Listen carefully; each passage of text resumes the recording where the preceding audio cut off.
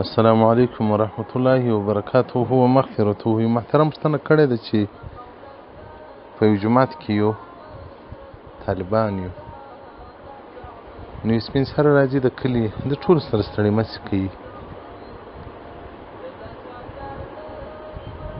نو په موږ کې بعضې ملګري شته چې هغه نه غواړي چې ستړي مسې ورسره وکړي، خو دا سپین سری نه پرېږدي، راځي وایي زه وایي ستړي مسې لاس ورکوي.